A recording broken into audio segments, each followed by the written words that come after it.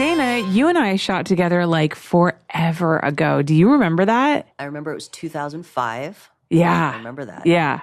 And it was at my mom's studio. Yep. And it was with two guys. I can't remember their There names. were two different shoots. One was with Marco Banderas. Okay.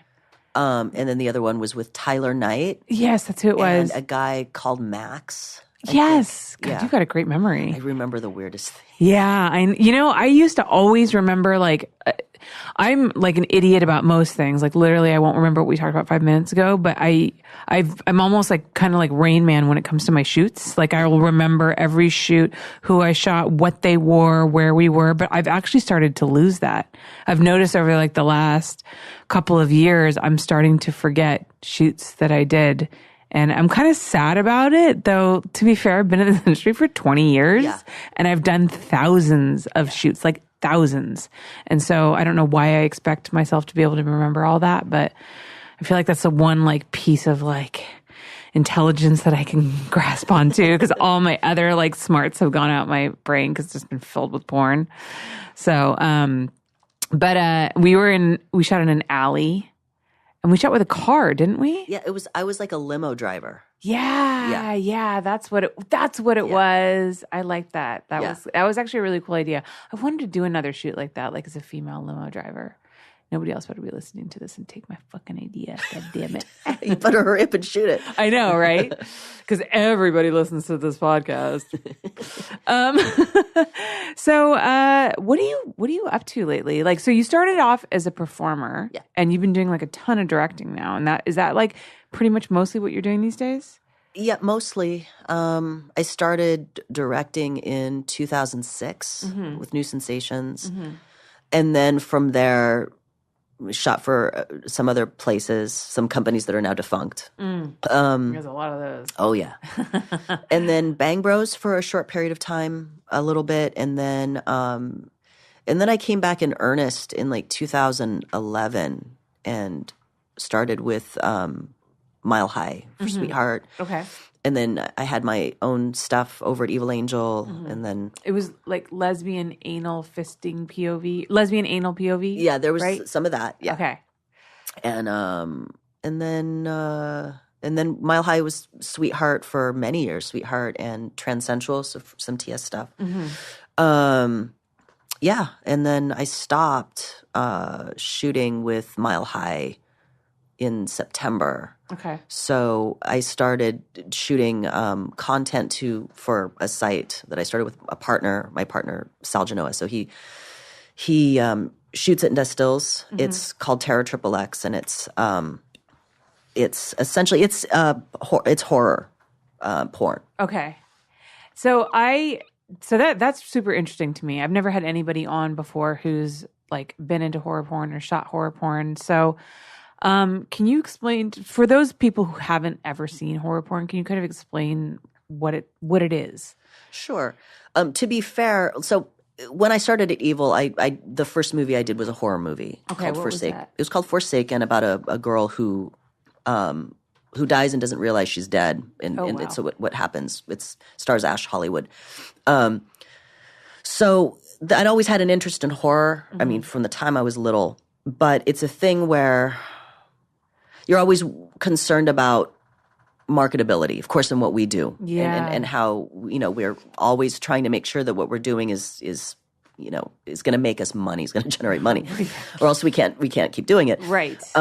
So fast forward a few years, and last spring, I saw a site called Horror Porn. I think it's based out of Czech Republic. Yeah, I've seen it. And so I thought, holy shit, there's a market for it. It seems successful. So then I thought I'd like to sort of put my, I'd like to take this in a direction that interests me. Right. So I called a web guy, and so we started shooting content for it. So the name of the site will be Terror Triple X. We're supposed to launch at some point. We're supposed to launch last month. Hopefully it'll happen before Christmas. Yeah, those launch dates are never solid. It's I don't know tough. anyone who's had a website and like who's ever stuck to the initial launch dates. Literally never happened. Right. But I feel compelled to talk about it because I need to promote it for when it does get out. But yeah, so there's a lot of correlations between like fear and arousal. Yeah. And if you think about it, those are kind of like two of like our most basic drives. Yes. Fear and sex. Yep. Those are the two things that like people cling on to. I mean, look at the media. All it's ever selling is fear or sex. Yeah. Fear of getting old, or you've got to take these creams so that you don't look so old. So then people want to have sex with you. Right. It's like, it's so like incredibly intertwined. It is. I mean, I guess they're the two things that drive us. Yeah. And growing up, there was so much. I was just compelled to watch these movies. I've seen so many horror movies; it's nuts. And the kind of feelings that would surface, feeling excited and also being turned on by certain elements like vampires and succubi and to a certain degree like minotaurs and these kind of things and I think about all like the rough sex that I did in porn and the rough sex that I've shot. And I interviewed we last shot Maya Kendrick and I asked her, do you like to be scared? And she talked about enjoying that feeling of fear and with all the kind of BDSM that she's done in the unexpected, in anticipation. And so these are the types of feelings that I find really interesting. So it's been fun and it's risky. We don't have a lot of money. So we'll take a big risk. Like, oh, okay, this is what we're going to shoot. And I'm like, this is a great idea. And we get there, I'm like, holy shit, this could be really bad if it's not done right. Yeah. So it's been fun. Do you have a example of like that specific situation where you're like, this could be bad if it's not done right? We shot a Minotaur scene. I saw a picture of that on your Twitter. Yeah. I like the way that you created it as like a silhouette. Yeah. Yeah. Is that kind of what you're talking about? Yes. Yeah, because it's hard unless you have like a ton of money for special effects makeup and like costuming. Yeah, that can be... It could be really bad. Yeah. It could be really bad. Well, I think about that too. I forgot if it was... I think it was either H.P. Lovecraft or Aleister Crowley. Someone said that there's nothing more terrifying than what's in your own mind. And so, like, I remember seeing the movie.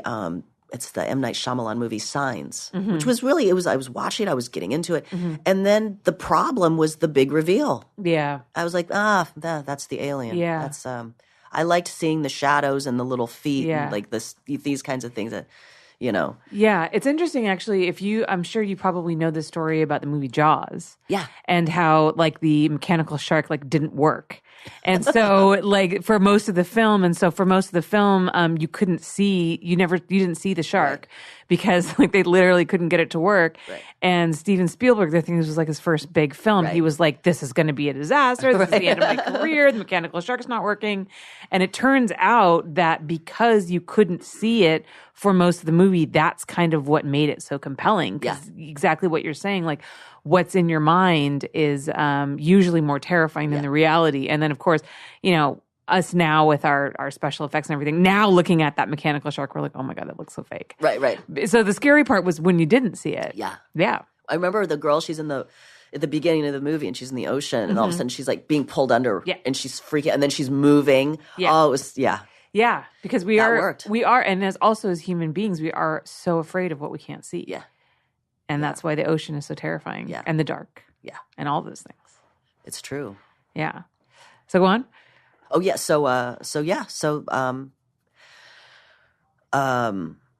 We're hopefully going to launch before the new year. I said before Christmas. I'm saying before the new year. Yeah. Well, when it'll come out, it'll be worth it. Yeah. There's always like so much work that goes into that.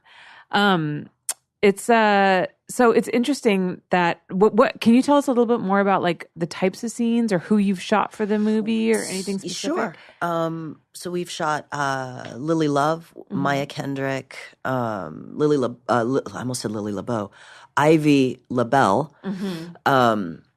and Damon Dice has been in it. I've been in a few of the scenes.